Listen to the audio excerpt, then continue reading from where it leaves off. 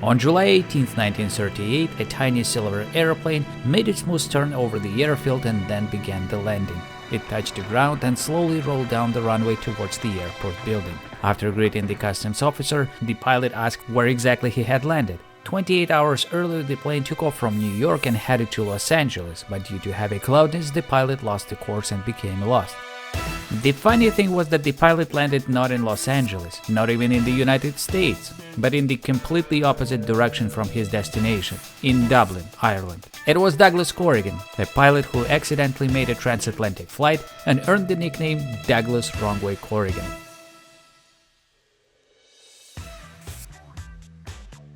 The history of mankind is arranged in such way that we perfectly remember the names of the firsts. The first ones to conquer Everest, the first one to conquer outer space, the first one on the moon. The history of aviation is no exception either. And that makes the story of Douglas Corrigan so amazing.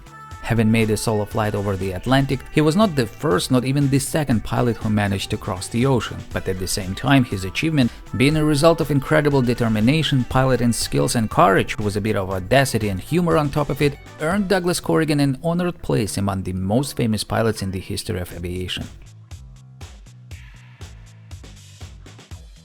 Douglas Corrigan was born in a small town in Texas, but moved to California with his family as a child. The boy was not particularly interested in anything. After quitting high school, he went to work in construction. "I never had any aims," he said after he became famous. "That's why I never got anywhere." But Douglas's life turned upside down after he met Jenny. In October 1925, not far from his home, Douglas saw a small biplane in the sky that was making pleasure flights over the city. It was Curtiss JN-4, or Jenny as it was often called, the famous US civil aviation's workhorse. The boy's curiosity was stronger than his fear, and having paid $2.50, Corrigan went up into the sky for the first time in his life. The first impression of his first flight was so strong that his encounter with Jenny became a turning point in his life that ultimately led Douglas to moments of great joy and bitter disappointments, moments of mortal danger and national glory, and even a short career in Hollywood.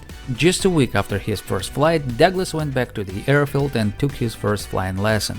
On March 25, 1926, Corrigan, who was not yet 20, completed his first solo flight and received a pilot's license. This day, as Douglas then recalled, was the most important day of his life.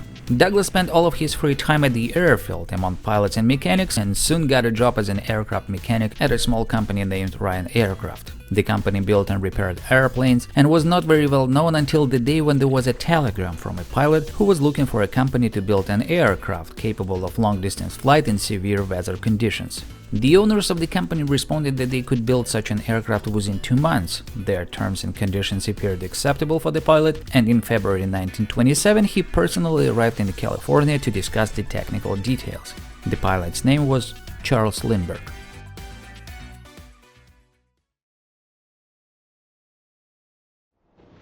North Atlantic, one of the most hostile and at the same time one of the most important places on the planet. For a long time, this transport corridor that connects the old and new worlds could only be crossed by water, but since the very birth of aviation, people's minds were eager to cross the Atlantic by air.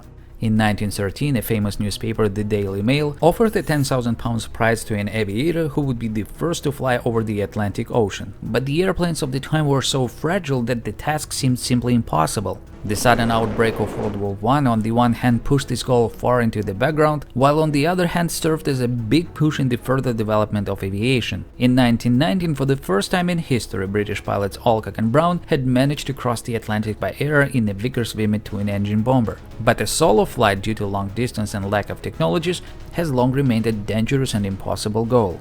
All attempts to cross the ocean ended unsuccessfully. Some flights failed on the airfield, while others crashed somewhere in the cold waters of the North Atlantic. And those failed attempts were not due to some rookie pilots either, but these were highly professional aviators, some of whom were even famous World War I aces.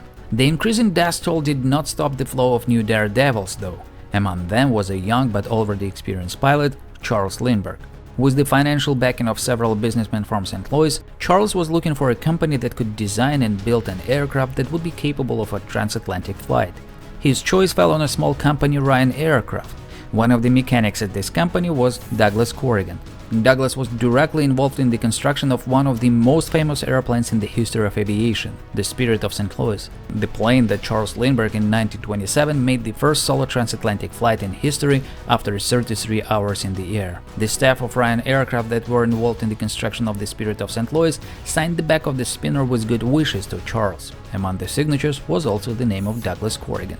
Being involved in the construction of the legendary aircraft alongside Lindbergh had such a powerful impact on Douglas that he set himself a goal, inspired by Charles's success, to reduplicate Lindbergh's achievement by any means. However, since he was an Irish American, he chose Dublin rather than Paris as his destination. But having a strong inspiration was not enough. First of all, Douglas needed a reliable aircraft. In 1930, Corrigan moved to New York, where he and his friends started a small business offering short airplane rides. Even though they were doing quite well, Douglas never forgot about his dream to cross the Atlantic, even for a moment. Later on, Corrigan decided to spend all of his savings on buying a plane and returned to California to prepare it for his transatlantic flight. $10,580. That is how much Charles Lindbergh paid to build the Spirit of St. Louis. Of course, Douglas Corrigan did not have that much money.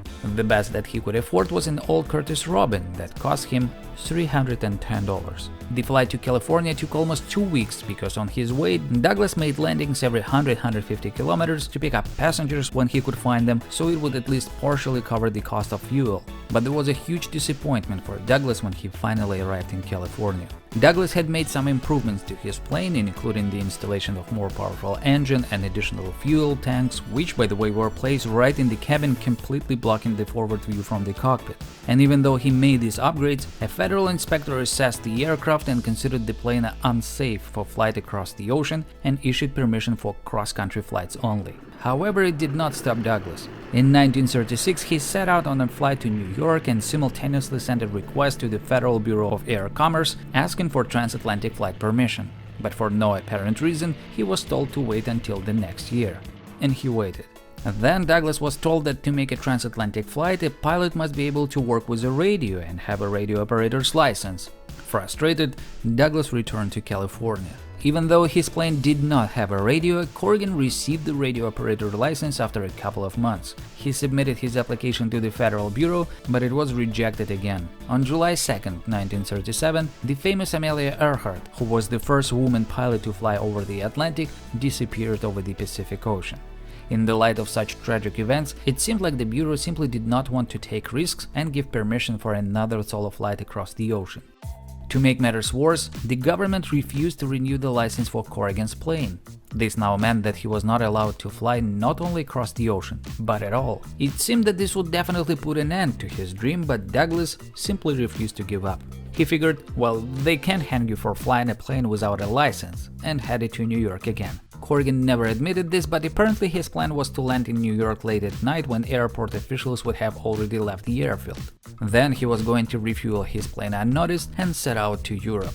But unexpectedly for Douglas, due to bad weather conditions and technical breakdowns, his flight to New York lasted for as long as 9 days. As a result, he missed a safe weather window. The conditions over the Atlantic began to worsen, and Corrigan reasonably decided that it was better to postpone his flight across the ocean.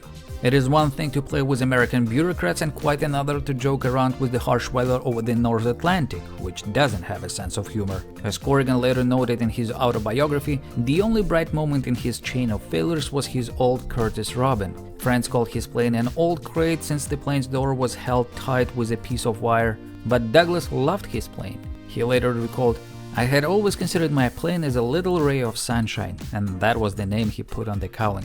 Corrigan flew back to California, but a federal inspector was already waiting for him at the San Diego airfield.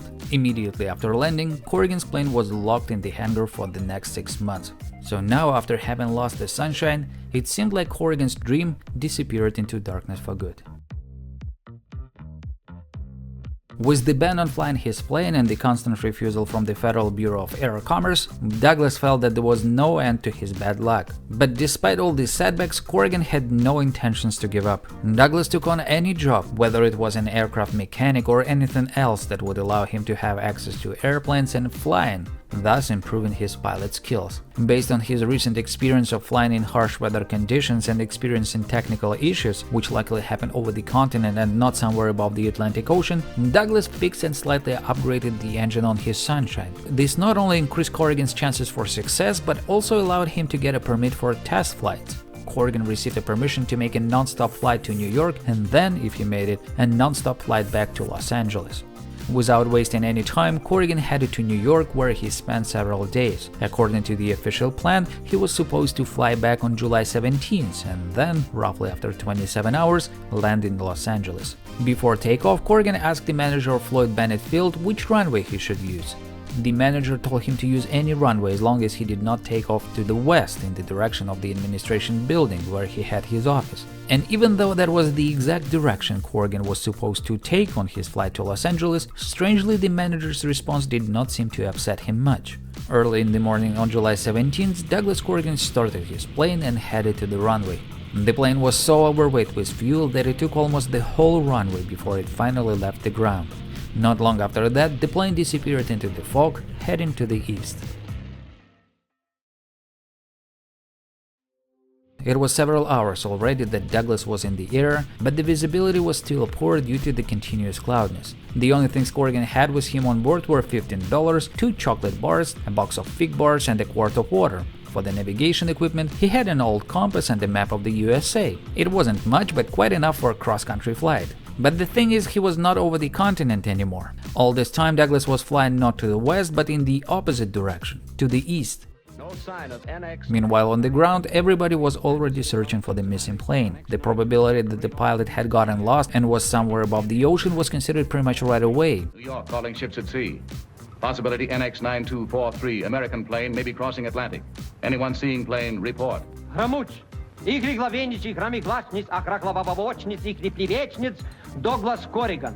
Угри главенич, ігри гламачниц, аграми глабабовочниц, ігри лечниц, New York.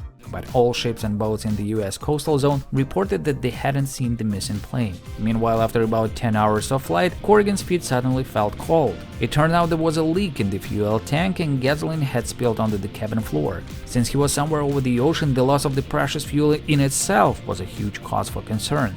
But to make matters worse, the leaking fuel could reach the hot exhaust pipe, increasing the risk of an explosion in the air, which would leave Douglas without a chance of survival. Unable to find and fix the leakage, the only idea Douglas could come up with was to punch a hole in the cabin floor with a screwdriver, so that the fuel would drain away on the opposite side from the pipe. The loss of fuel did not stop, but at least he reduced the risk of explosion. After that, Corrigan tried to run the engine slowly to save the remaining fuel, but then he realized that the slower he flies, the more time is available for fuel to leak out. Therefore, Douglas made a contrary decision. He boosted the engine and increased the speed to make the most of the remaining fuel. Soon he saw a small fishing boat below, which meant that the land was already close. A few hours later, green hills emerged on the horizon. It was Ireland.